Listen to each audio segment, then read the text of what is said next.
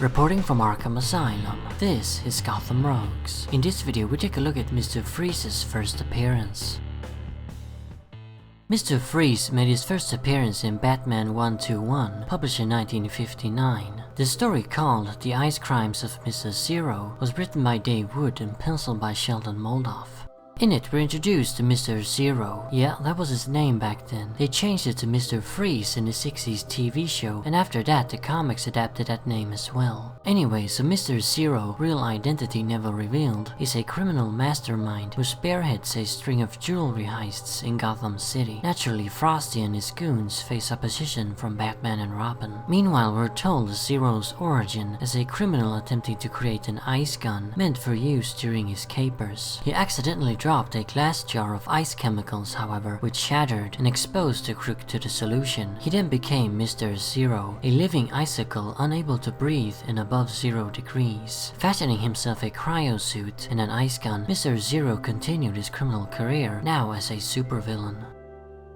This original Mr. Freeze is a pretty damn weak character. He basically became a supervillain because of his own clumsiness. He wasn't turned into an ice freak by someone else while trying to save his wife, like in Taz. No, here he's exposed to the chemicals because he has butterfingers. It's kinda like Captain Cold's origin. That is, if Snart was an idiot who dropped his equipment when creating the cold gun. Mr. Zero was also already a criminal before the accident, so I guess we can just assume that he's always been evil. All he wants is money too, or diamonds, because you know, it's ice. Pretty clever, huh? Yeah, this Mr. Zero is a pretty damn boring and uninteresting rogue. There is one part of him, however, that had potential, and I guess this is why he kept getting brought back by writers in both the comics and other media. A suggestion that the character could be compelling. I'm of course talking about his need to live in constant cold. This is, even in this story, a very interesting aspect of the guy, because it's not really a power at all, is it? But instead a terrible curse. It makes the character sad and tragic,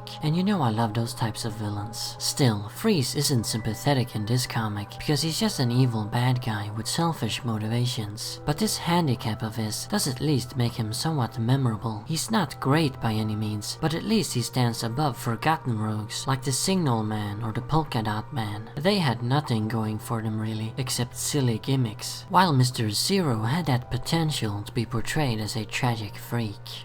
I also have to mention Zero's freeze gun. It's actually capable of firing both ice and heat, because it has 2 barrels. By the way, it looks like that type of can you use to water your flowers with. So yeah, basically Zero is both Captain Cold and Heatwave rolled into one. I don't like this at all. Sure, it makes him more of a formidable foe, but why the hell should this ice-themed villain also fire heat? Let Cold be his gimmick and stick to that. Might as well make the Joker send Batman riddles. Oh yeah, he actually did that sometimes back then. That's a part of Golden and Silver Age comics that's really stupid. They couldn't really decide which villain should have which gimmick.